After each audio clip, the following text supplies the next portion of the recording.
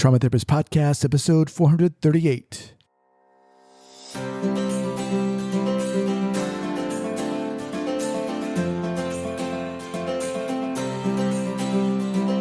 right, guys, welcome to the Trauma Therapist Podcast. My name is Guy McPherson. My mission is to raise awareness of trauma and to support new trauma therapists just starting out on their trauma-informed journey. I do that through this podcast and my membership community, Trauma Therapist 2.0. If you're a therapist of any kind, interested in learning about trauma, and you're looking for support and inspiration, I invite you to check out Trauma Therapist 2.0 by going to traumatherapist2.com. That's traumatherapist, the number 2.com. All right, let's get started. This episode is sponsored by Somatic Experiencing. Trauma may be a fact of life, but it doesn't have to be a life sentence.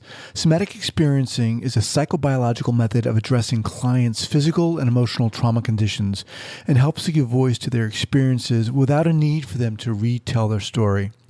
SE focuses on regulation of the nervous system and offers the opportunity to engage, complete, and resolve the body's instinctual responses to traumatic experiences.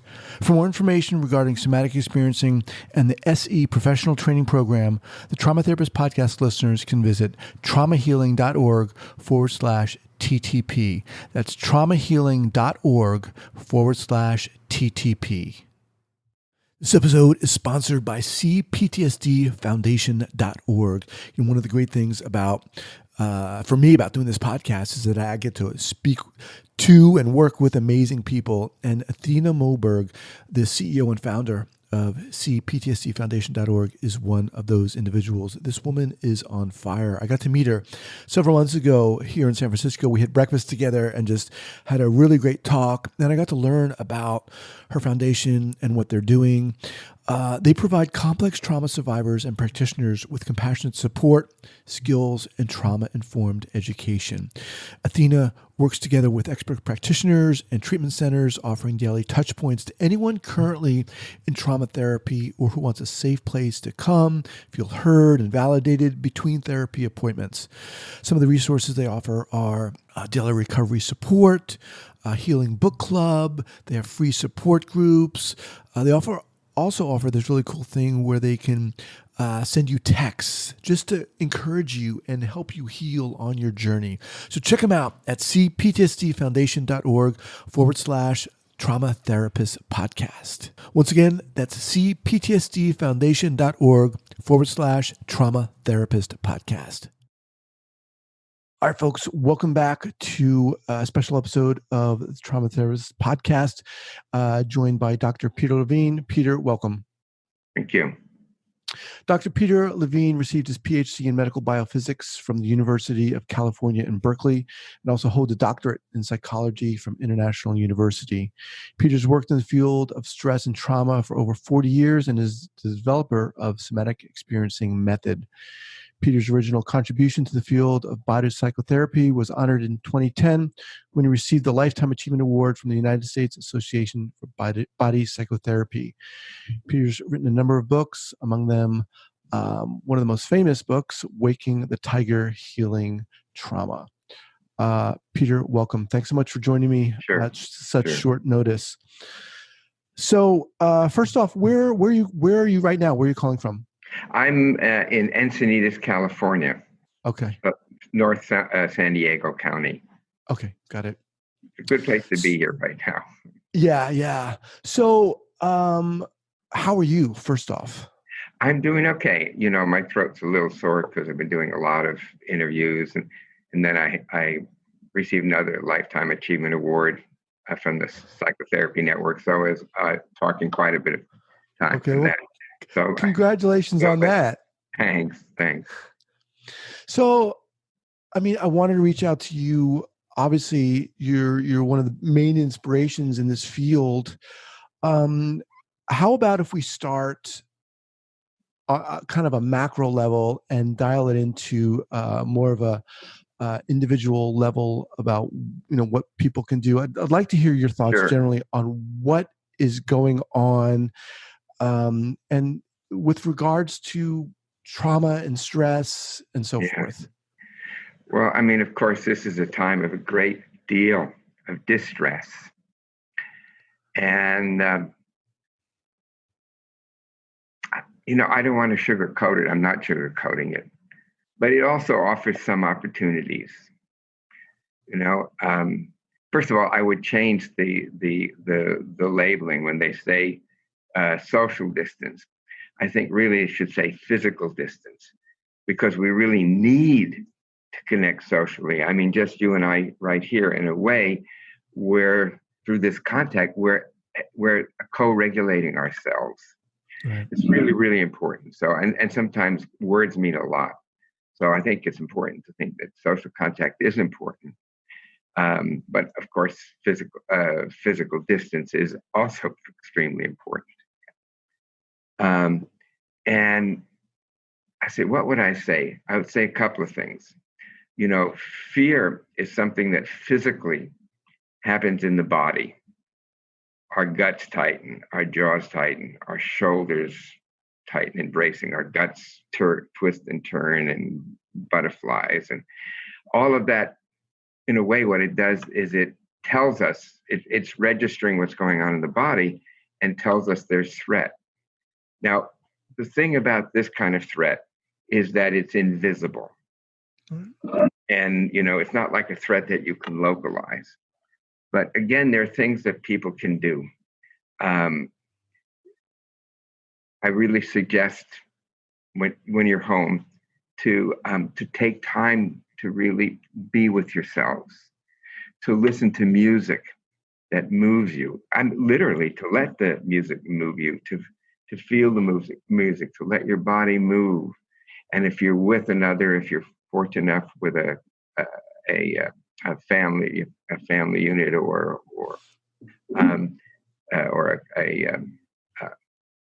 a partner,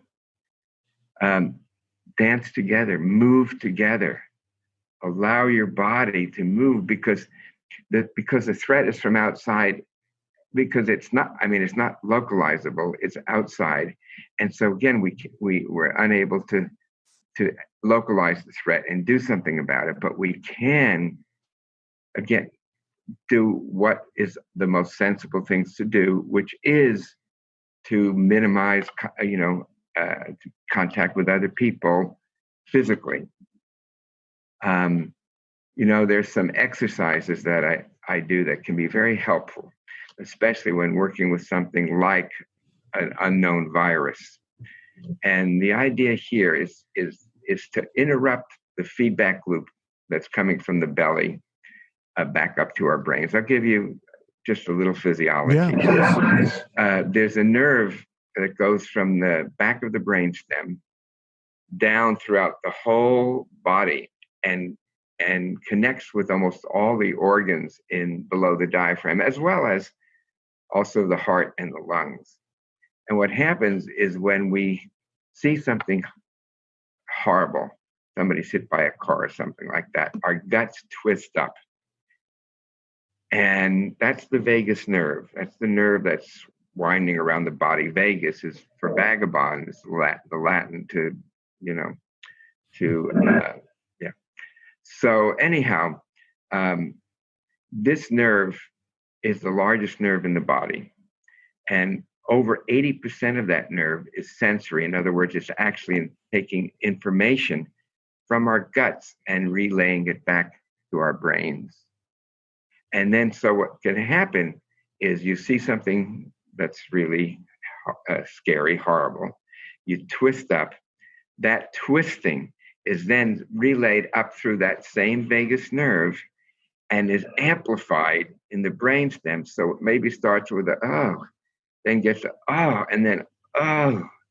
And when it becomes chronic, we don't have any energy. It's like our life force has disappeared. And again, this is so important with this kind of a threat, because it's something that actually the only way we know it, that we've had it, is again because of the distress.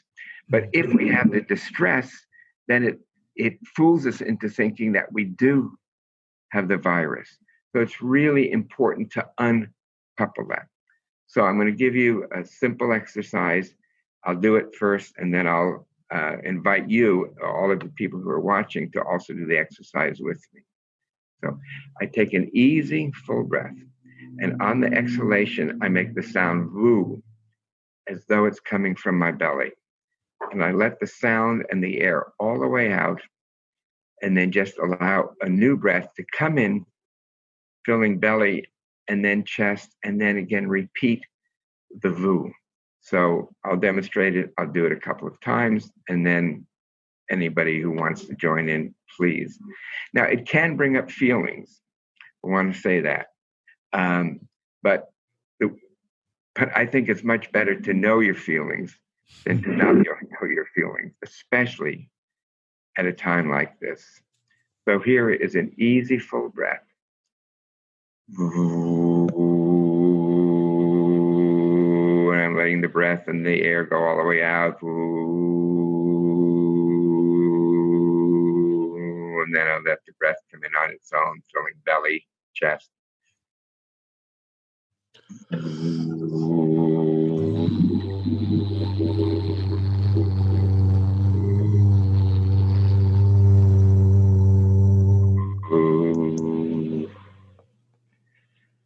And just rest. And notice sensations, feelings, thoughts, images, pictures. So I'm wondering if you're willing to say, Guy, what you're noticing right now. Well, I guess the first thing that comes to mind, it feels very meditative to me. Mm-hmm. Yes. That sound feels very, I don't know, I guess I associate that sound with monks in a sense that. Mm-hmm. Yeah. That's right. I mean, look, people have been chanting. Religions and spiritual traditions have been chanting for thousands of years, literally thousands of years. They probably 10,000s of years. And but this is a little bit different. This, I mean, there's a lot of overlap, of course. But the idea here is you want to change the information that's coming back up from the guts to the brain. So if we're shut down because we're perceiving this invisible threat, what we want to do is be able to come out of that shutdown so that we're able to engage in life and do the things that are necessary to protect ourselves and our loved ones. So what you're doing is, instead of this feedback loop with negative consequences, this amplification feedback of distress, you're now shifting that and saying, oh, okay, things are okay. And that is like a meditative state. But it's specific because the idea is to vibrate the sound literally coming from the receptors in the guts so that the all clear signal can be sent to the brain. One of the things that I guess I really appreciated about what you're saying here from the get-go is, when I asked you a question and you responded, you didn't say, well, we have to remember to do this or think about this or do this. You right away, it was like, we need to engage our body. We need to move. We need to dance. We need to, and that, there's something about that just made me feel grounded all of a sudden. Mm-hmm. Yeah. Well, yeah, great. Yeah, I mean, it really is about engaging our bodies. When I started to develop somatic experiencing in the early 70s, I was fortunate in a way that I didn't know, because the definition of trauma as PTSD was still another 10, 12 years, in the future. So I didn't know that it was supposed to be an incurable brain disorder, brain disease. And what I did discover is when things like bad things happen to us, of course, they happen also in the brain. They happen in the brain, but they equally happen in the body. And what we need to do in trauma, we brace in fear, we collapse in helplessness. And so what we need to do is have new experiences in the body that contradict those of the fear and the helplessness. And then the body is signaling to the brain that things are okay. And that's what we need to know. And we can also support each other. I would suggest, if you're together with somebody, to practice these exercises together. There's a Motown song that goes something like, it takes one to stand in the dark alone. It takes two to let the light shine through. So when we're guiding each other and being there together in these, as you call them, somewhat like meditative states, then we're able to have a little distance from what's happening, because it's not helpful to be stirred up, to be stirred up, to be stirred up. Unfortunately, the most confusing kind of messages are being sent out by leaders. One leader is saying one thing, then another leader says something the opposite. And that's really, really a bad thing to do when you need to be calming people.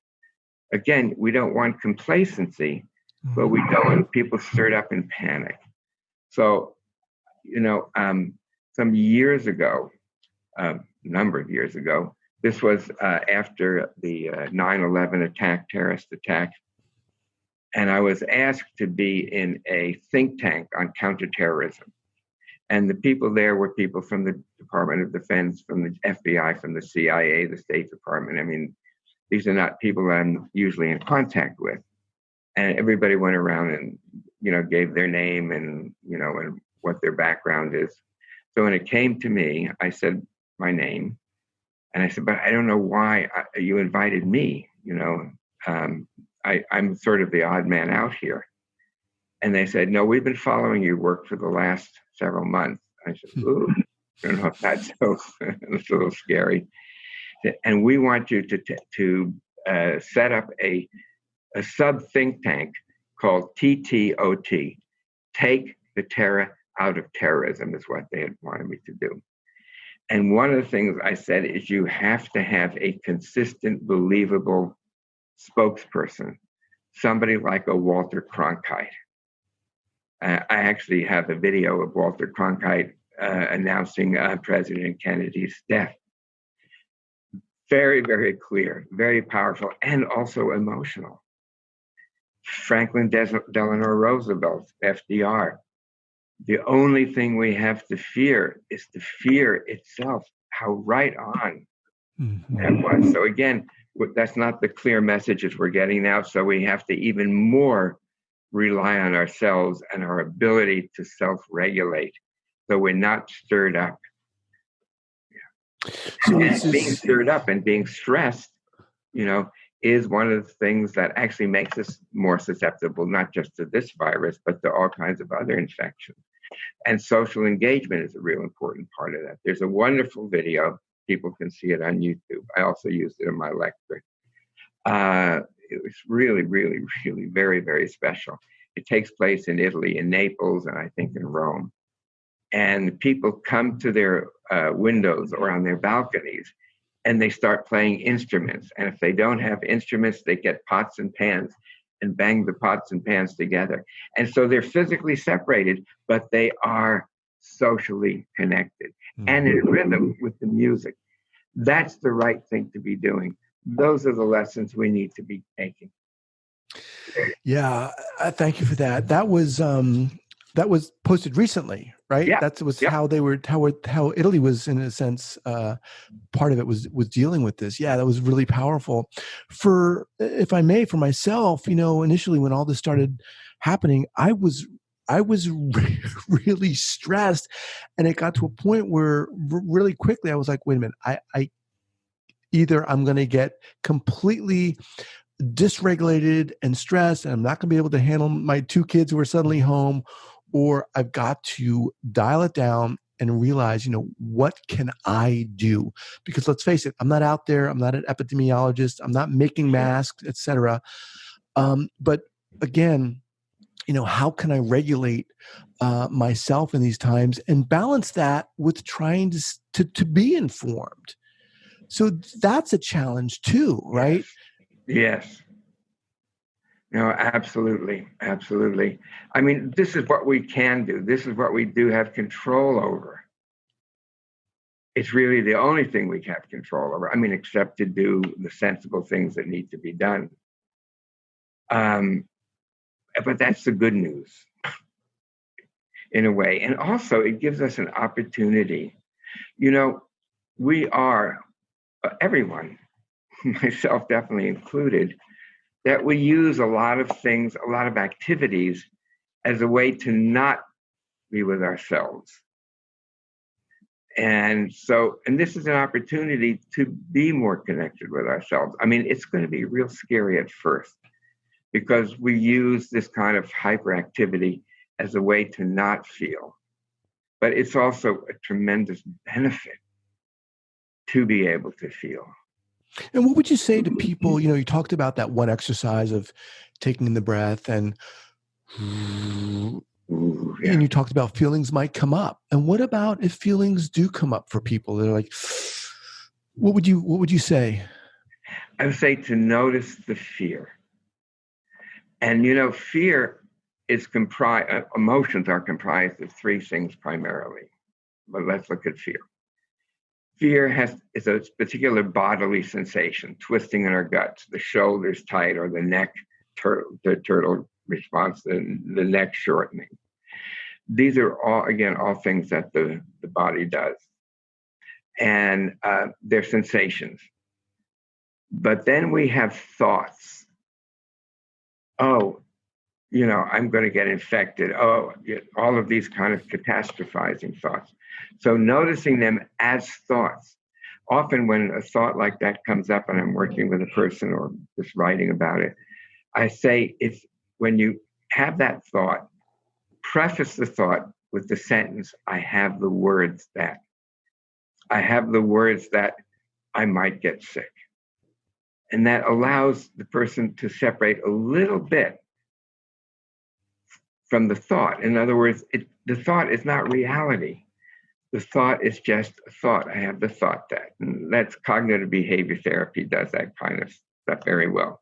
But again, you have to also, or even primarily, be aware of the sensations that are underlying the emotion.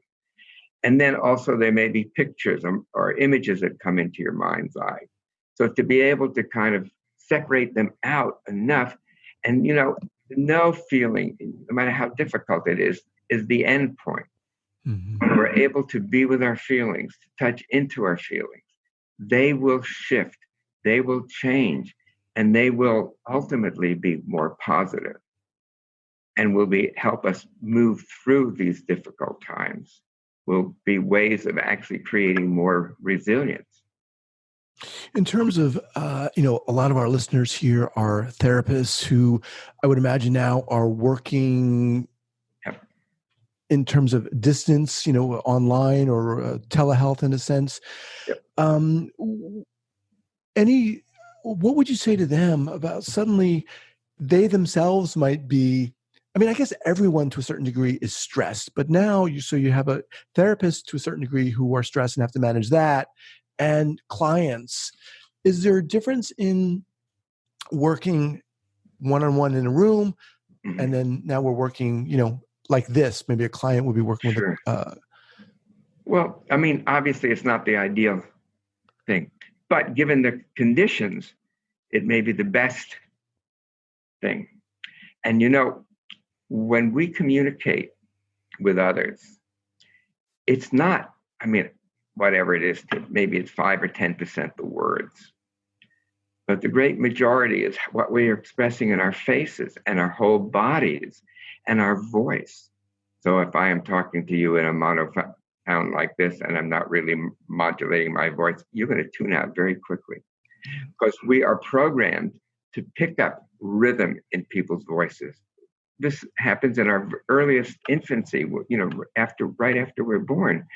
We are tuned to the voice often of the mother. And that is in itself can be soothing. So even if you're on Skype or Zoom or whatever this is, to be able to, instead of talking so fast and talking blah, blah, blah, to just connect with yourself first. Then, because that's critical, because that allows us to come in with presence. When we're there, present within ourselves and present for another, then that helps them regulate. So be aware of your own fears and your own resilience, your own strength, and use that as a way of communicating that to the person that you're working with on the, on the Skype or whatever media. Also, and you can't do this as well, of course, when you're not in person, but you'll be able to notice changes in the person's facial expression. Sometimes it happens in just milliseconds, or a change in their breath. These are all things that are indicating there's a shift going on in the person's experience. So often just bringing that to the person's attention. So you notice a spontaneous breath. And then maybe you say something like, yes, that's it. Just let that happen. And what do you begin to notice now? So you have invitational language. You have rhythmic verbal connection with the person. These kind of things can make a really, really big difference. And so I think that Skype connection is really a very valuable thing to be doing. Also, for people just to be doing that with each other, with their friends, with their colleagues, with their friends. Therapists doing it with each other, but not just therapists, everybody doing it. I mean, and to be careful not to catastrophize, to really be first with ourselves, be present with ourselves so that we're not catastrophizing, and then to share that quality, that energy with other people, people we care about, people we love, and people that we appreciate. All of those things, when we communicate them, really help the person settle in themselves. As we, thank you for that. As we close up here and wind down, in the beginning of our talk here, you talked about, you wanted to make sure that you weren't sugarcoating things, but I'm wondering if there's an opportunity for the field, the trauma field, if you will, with all of this. I mean, it sounds kind of crazy to think, but here I am. I'm reaching out to you, reaching out to some of the leaders in our field at this moment to address what's going on. What are your thoughts on that, Peter? I think there's a shift going on, a profound shift. I mean, that was, I think that's probably why they awarded me the Lifetime Achievement Award from the Psychotherapy Network, because this is now in the mainstream. It's no longer on the fringe. So this has crested. And again, every challenge also is an opportunity. Again, I don't want to sugarcoat it, but it is a way of connecting more to our core selves, to do things that are nourishing. As I say, to sing, to dance, to move, to cook together. Those are all activities that bring people together, and it's things that humans have been doing for thousands of years. But just to be clear, Peter, what you're saying is it's almost vitally, those things are vitally important for our health, our well-being. Yes, our well-being. Yeah. And so anyhow, the fact that we are now realizing what's important and what the missing pieces are in psychotherapy, we are able to be much more effective therapists, much more effective therapists. And then this will be helping all of our clients. And, I've even done in different situations, not like this, but after 9/11, I, did with a group of people. I had groups like a town hall meeting. And again, we did some of these kind of exercises and help people to reconnect with themselves and make a boundary from all of the fear.